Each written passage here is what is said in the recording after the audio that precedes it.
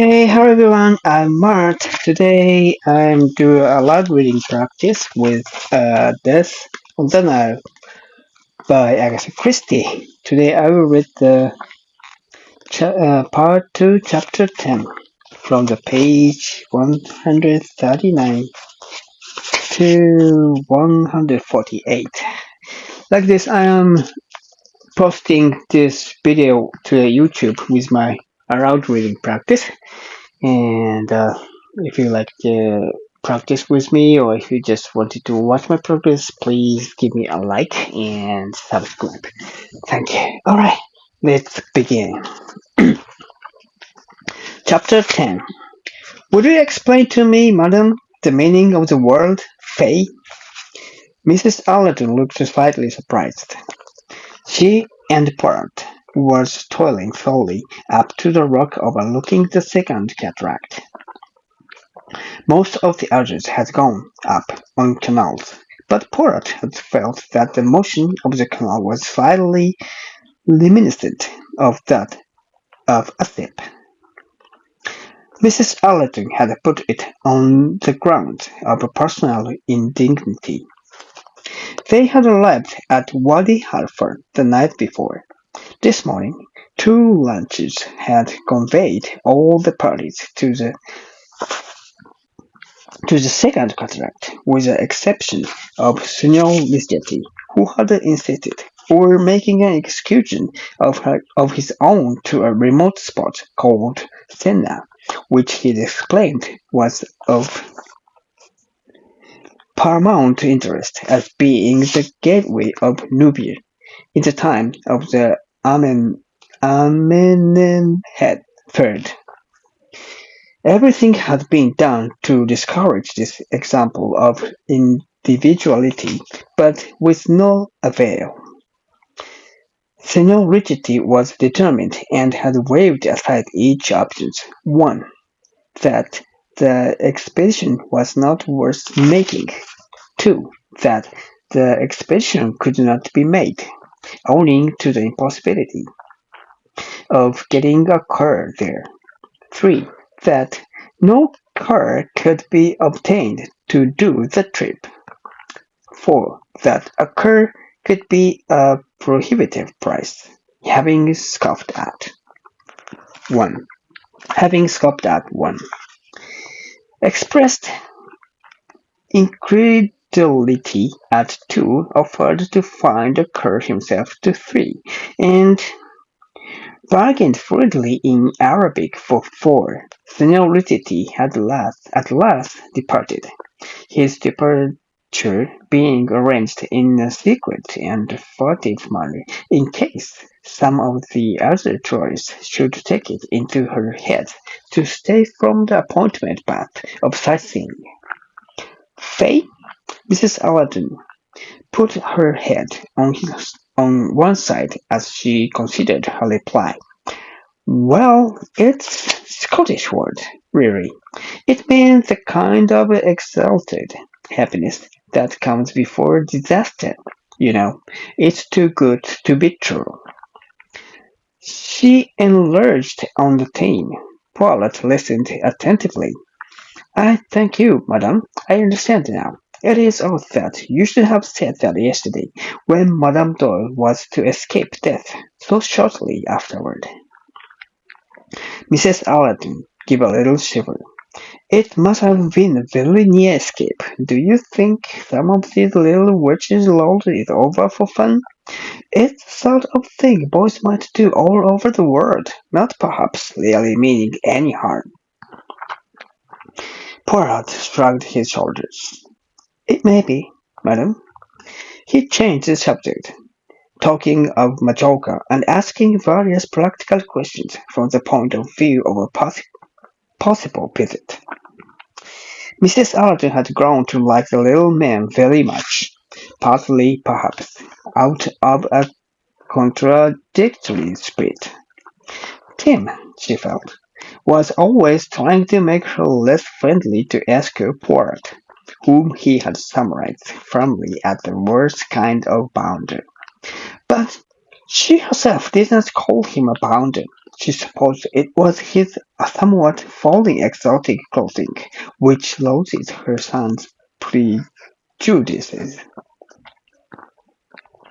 She herself found him an intelligent and stimulating companion. He was also extremely sympathetic. She found herself suddenly confiding in him her dislike of Joanna Southernwood. It eased her to talk of a mother. And after all, why not? He did not know Joanna, would probably never meet her. Why should she not ease herself on that constantly borne burden of jealous thought? At the same moment, Tim and Rosalie Audubon were talking to her. Tim had just been half-jestingly abusing his luck, his rotten health, never bad enough to be really interesting, not yet good enough for him to have led the life he would have chosen. Very little money, no congenial occupation, a thoughtfully lukewarm, tame existence. He finished discontentedly. Rosalie said abruptly, "You've got something heaps of people would envy you." "What's that?" "Your mother." Tim was surprised and pleased. "Mother?" "Yes, of course, she's quite unique. It's nice of you to see it." "I think she's marvelous. She looks so lovely, so composed and calm, as though nothing could even touch her, and yet, somehow she's always ready to be funny about things too." Rosalie was stammering slightly in her earnestness. Tim felt a rising warmth toward the girl. He wished he could return the compliment, but lamentably, Miss Audubon was his idea of the world's greatest menace. The inability to respond in kind made him embarrassed. Miss Van had stayed in the lounge. She could not risk the ascent either on the camel or on her legs. She had said snappily, "I'm sorry to have to ask you to stay with me, Miss Burroughs. I intended you to go to the Cornelia to stay, but girls are not selfish." She rushed off without a word to me. And I actually saw her talking to the very unpleasant and ill-bred young man, Ferguson. Cornelia has disappointed me sadly. She had absolutely no social sense. Miss Bowden replied in her usual matter-of-fact fashion. "That's quite all right, Miss Van. It would have been a hot wake-up there, and I don't fancy the look of those saddles of the camels. Fleas is likely as not." She adjusted her glasses, screwed up her eyes to look at the party descending the hill, and remarked, "Miss Robson isn't with that young man anymore. She's with Dr. Bessner." Miss Van Shader grunted. Since she had discovered that Dr. Bessner had a large clinic in Czechoslovakia, and European reputation as a fashionable physician, she was supposed to be gracious to him. Besides, she might need his professional services before the journey was over. When the party returned to the Kalnak, Lynette gave a cry of surprise. "A telegram for me." She snatched it off the board and toward the oven. "Why, I don't understand potatoes, beetroots. What does it mean, Simon?" Simon was just coming to look over her shoulder when a furious voice said, "Excuse me, the telegram is for me." And Snow-Richard snapped it rudely from her hand, fixing her with a furious glare as he did so. Lynette stared in surprise for a moment, then turned over the envelope. Oh, Simon, what a fool I am! It's Ridgway, not Ridgway. And anyway, of course, my name isn't Ridgway now. I must apologize.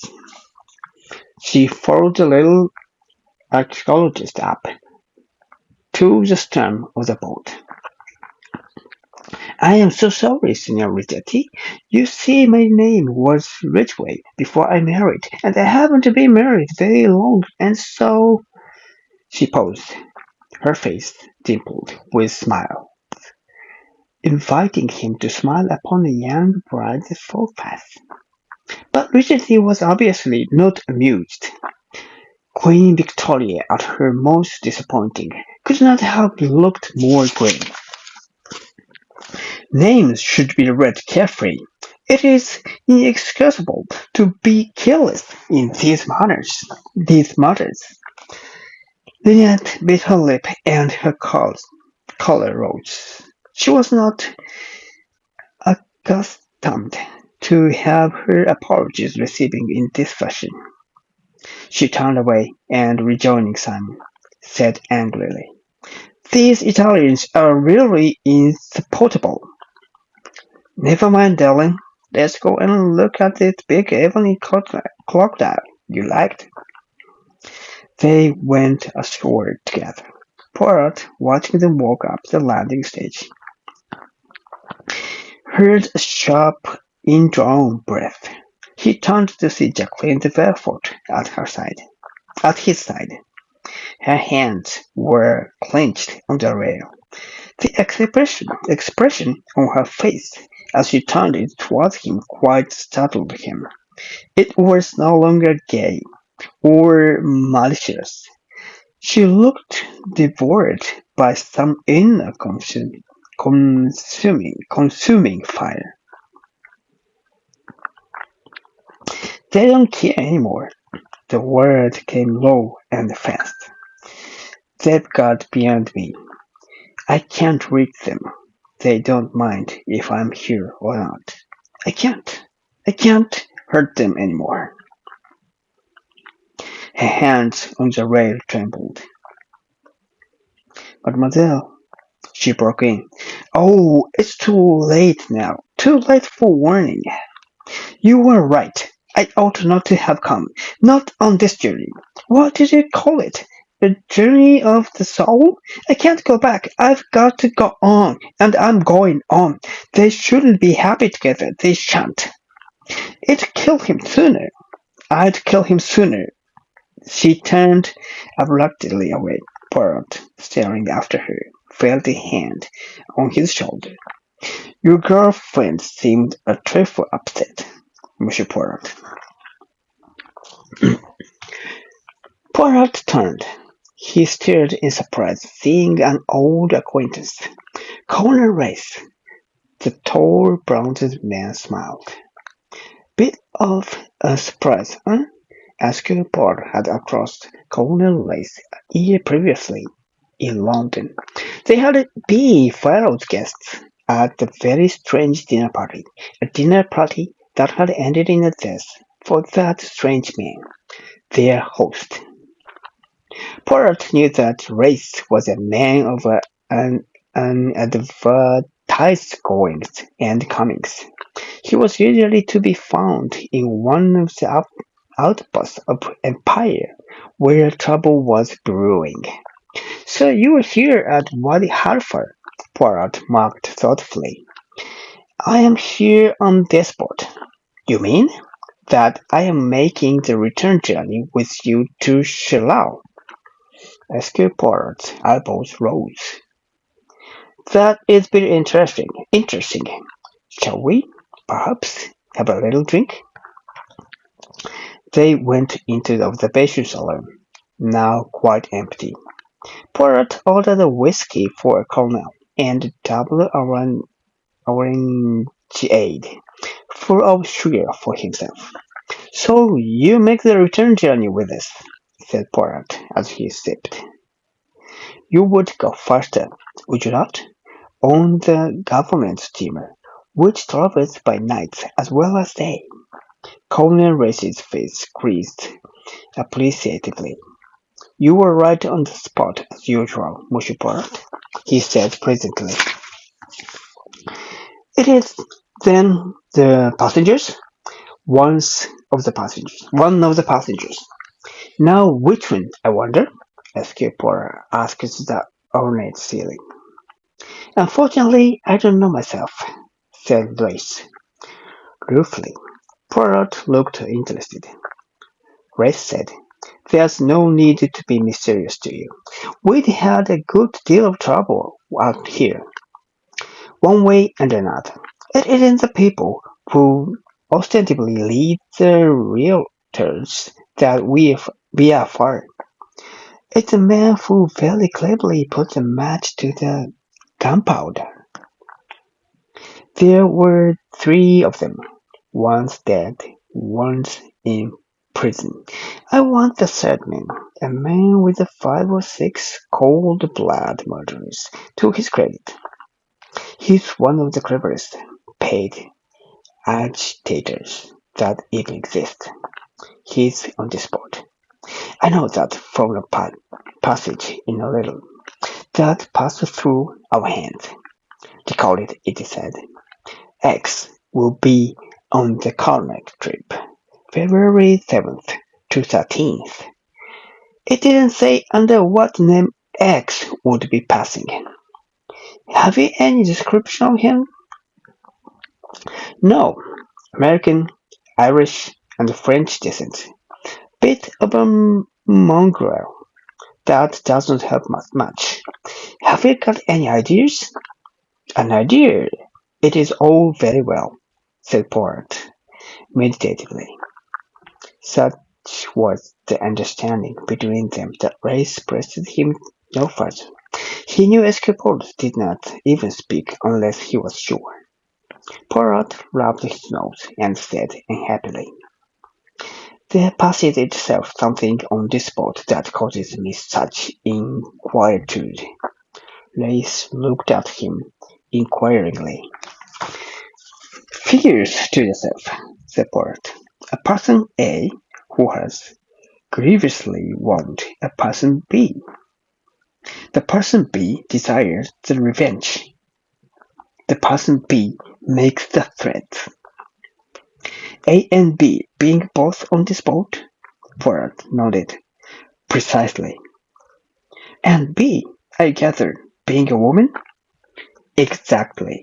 Race lit a cigarette. "I shouldn't worry. People who go about talking about what they are going to do don't usually do it. And particularly, if that's the case with Le Fenen, you would say, yes, that is true." But he still did not look happy. "Anything else?" asked Race. "Yes, there's something. Yesterday the person A had a very near escape from death, the kind of death that might very conveniently be called an accident. Engineered by B? No, that is just the point. B could have had nothing to do with it. Then it was an accident, I suppose, but I do not like such accidents." "You are quite sure B could have had no hand in it?" "Absolutely." "Oh, well, coincidences do happen. Who is A, by the way? A particularly disagreeable person?" "Oh, the contrary. A is a charming, rich, and beautiful young lady." Ray screamed. "Sounds quite like a novelette. Peut-être. But I tell you, I am not happy, my friend.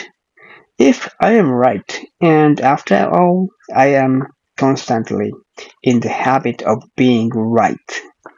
Ray smiled into his mustache at this typical utterance. "Then there is Madame Grace inquietude, and now you come to add yet another complication. You tell me that there is a man on the corner who kills. He doesn't usually kill charming young ladies. Poirot shook his head in a dissatisfied manner. I am afraid, my friend, he said. I am afraid. Today, I advised this lady, Madame Doyle, to go with her husband to Carteron, not to return on this boat, but they would not agree. I pray to heaven that we may arrive at the shore without catastrophe. Aren't you taking rather a gloomy view? Poirot shook his head. I am afraid, he said simply. Yes, I, Esquire Poirot, am afraid. Okay, thank you for listening. And this is my reading practice. And I guess I become a bit fluent compared to the first reading of this book. About that part 1. Now it's from 139 to 148. And part 2, chapter 10, and it's about like 1, 2, 3, 4, 5, 6, 7, 8, 9, 10 pages. Yes, it's almost 10 pages. Okay, let's talk about something from here. And I actually, to tell the truth, this is the second time I'm reading of today, and the first one was around an hour ago, and I thought a bit of tiring, but just a bit. It's not seriously. And this time I feel much better. I feel much comfortable. The dialogue itself is not so difficult, mostly understandable. And yes, this is a quite readable dialogue, readable chapter, I guess. And the complicated place I wondered and I confused was the very first places of the seniorities have 4 options. The seniority have determined that had waived 80 ages of the exception. One, that the expression was not worth working. 2, that the expression could not be banked, owning the impossible of the getting the car there. 3, there's no calculation to be pretended to be do the trip. 4, the car could be a prohibitive price, having suffered at 1, expressed incredibly at 2, offered to find a car himself at 2, 3, and bargaining friendly in Arabic for 4. These numbers are really confusing. Maybe if I read this as an enjoyment, I will return to the sentence, first sentence again, and check these option numbers and try to understand how he was doing what he was going to do. So this time I'm not reading, so I just pass through and go through. And Mrs. Argent, this is the Fae, is a meaning of some happiness after a suffering. And Poirot said it's not a good word, suitable word for this situation, just after the limit accident. But I can understand that the Fae is just about happiness after struggles, then accident becomes a very struggle thing. Then they can relax now, so just a happiness, so maybe I can understand Mrs. Argent's logic.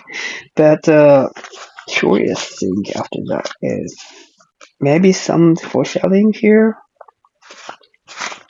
Where yes, Ridgway mistaken the envelope of the who Richetti. Yes, Signor Richetti. So because Lynette misunderstood Richetti as Ridgway because she was Ridgway first before marriage. And inside was potatoes, the beetroot.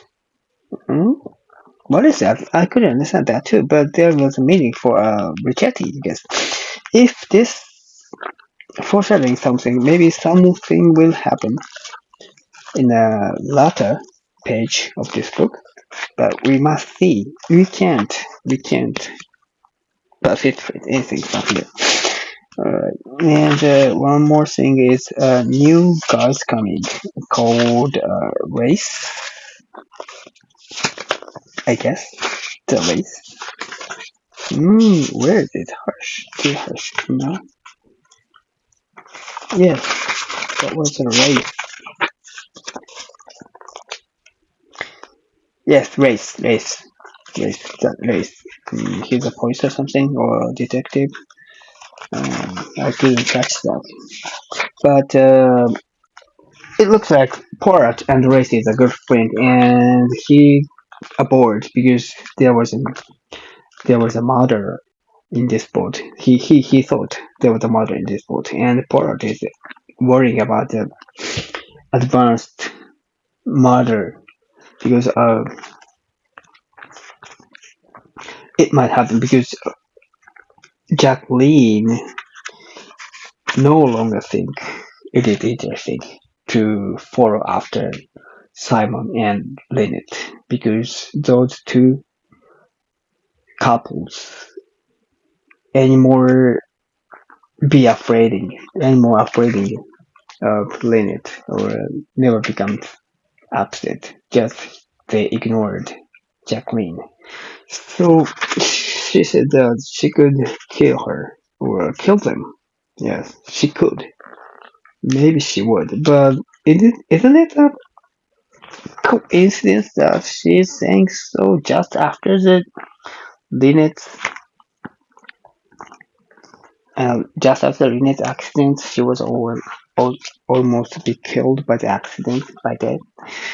So maybe she's involving in this accident. But Porat said she had nothing to do with this because it is impossible by watching the situations. She was in the boat all the time. So if my guess was right, she used someone else paying money for that or to push the rock. And as Mrs. Allerton said, it is a common thing for a little boy to push the rock to see what will happen with no meaning of harmful meaning.